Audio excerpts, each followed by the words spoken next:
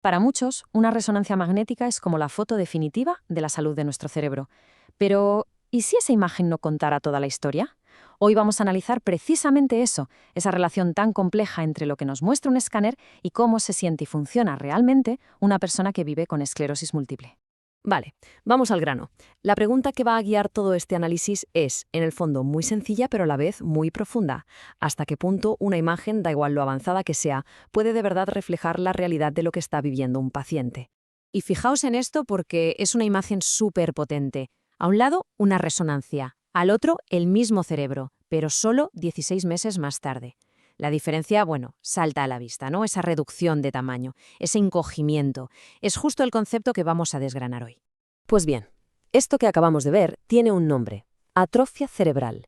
Dicho de forma sencilla, es la pérdida de tejido de células cerebrales. Y entender bien este concepto es fundamental, es la clave para comprender por qué ha sido, durante años, una de las grandes protagonistas en la investigación de la esclerosis múltiple. A ver, en un principio parece de pura lógica, ¿no? Si el cerebro está perdiendo tejido es que algo no va bien. Y esta idea tan directa llevó a los investigadores a pensar que, claro, la atrofia cerebral tenía que ser una medida perfecta, una forma lógica y prometedora de seguir la evolución de la enfermedad. Y la lógica, la verdad, es que era bastante aplastante. Sabemos que en la esclerosis múltiple, el sistema inmunitario ataca el cerebro y la médula espinal. Con el tiempo, todo ese daño se va acumulando y provoca que se pierdan células nerviosas. El resultado, pues una reducción del volumen del cerebro.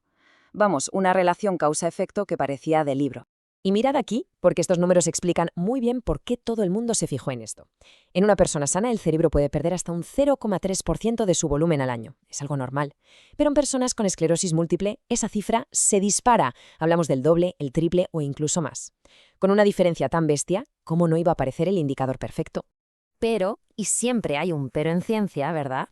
Aquí es donde la historia da un giro de guión total, porque llegó un gran ensayo clínico que decidió poner a prueba esta lógica tan sólida. ¿Y los resultados? Bueno, digamos que hicieron que toda la comunidad científica se parara a pensar y se replanteara muchas cosas. Y el protagonista de este giro tiene nombre y apellidos: el ensayo PROMIS. Ojo, no era un estudio cualquiera, era un estudio masivo, a gran escala y centrado en una forma muy concreta de la enfermedad, la esclerosis múltiple primaria progresiva. Esta es una forma especialmente complicada porque la discapacidad avanza poquito a poco, pero de forma constante desde el principio. Y cuando digo masivo, no exagero. Estamos hablando de 943 participantes. Eso, estadísticamente, es una barbaridad. Le da un peso a los resultados que es imposible ignorarlos. Lo que saliera de ahí había que escucharlo. Y aquí viene lo interesante, el meollo de la cuestión.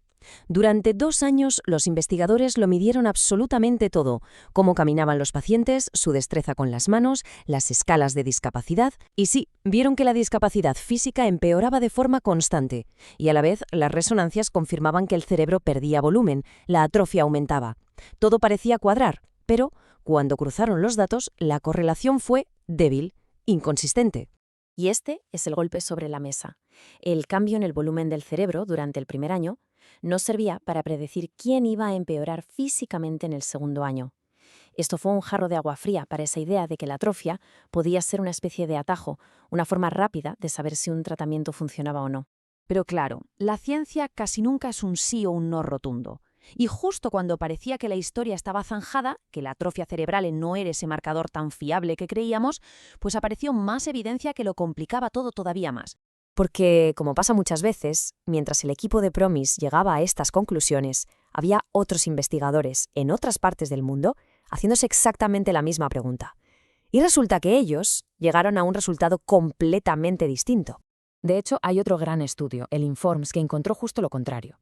Su conclusión fue que sí, que tanto el volumen del cerebro al empezar como la velocidad a la que se atrofiaba estaban directamente relacionados con el empeoramiento de la discapacidad. Un choque de trenes, vamos. Así que, ¿en qué punto nos deja esto? Pues en medio de un debate científico fascinante. Tenemos 2 estudios gigantes, de primer nivel, con datos súper sólidos y con conclusiones totalmente opuestas. ¿Por qué? ¿Eran los pacientes diferentes? ¿La forma de medir las cosas? ¿El análisis estadístico? Esto nos obliga a ir un paso más allá y preguntarnos qué está pasando aquí de verdad. Vale, y ahora vamos a lo más importante, porque todo este debate científico puede sonar muy abstracto, pero ¿por qué importa tanto?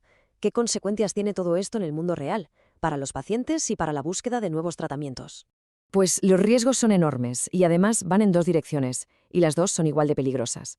Por un lado, está el riesgo de tirar a la basura un medicamento que de verdad ayuda a la gente, que mejora su día a día, solo porque la resonancia no cambia. Y por el otro, el riesgo contrario, que nos emocionemos y aprobemos un fármaco que deja la foto del cerebro muy bonita, pero que en la vida real del paciente no cambia absolutamente nada. Y todo esto nos lleva a la idea central, a la frase que en el fondo lo resume todo.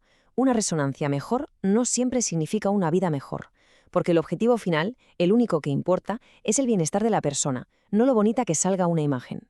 Entonces, ¿qué hacemos ahora? ¿Cuál es el camino a seguir con toda esta información tan compleja y contradictoria sobre la mesa? ¿Cómo está reaccionando la comunidad científica? Pues se está proponiendo un enfoque, digamos, más inteligente y con varias claves. Lo primero, pone el foco en medidas más directas, en lo que la persona puede hacer de verdad, como las pruebas de marcha. Lo segundo, seguir usando el volumen cerebral, claro, pero como una medida de apoyo, secundaria, no como el criterio principal. Tercero, importantísimo, analizar los datos a nivel individual, porque los promedios a veces esconden lo que de verdad le pasa a cada uno. Y por último, seguir investigando para tener técnicas de resonancia más sofisticadas, que no solo nos digan cuánto tejido se pierde, sino qué tipo de tejido es y cómo está cambiando. Y con esto terminamos, dejando una pregunta en el aire que va mucho más allá de la esclerosis múltiple y que en realidad se aplica a casi toda la medicina. ¿Cómo nos aseguramos de que nuestras herramientas, por muy tecnológicas que sean, están midiendo lo que de verdad importa en la vida de una persona y no solo lo que es más fácil de ver en una pantalla? Gracias por habernos acompañado.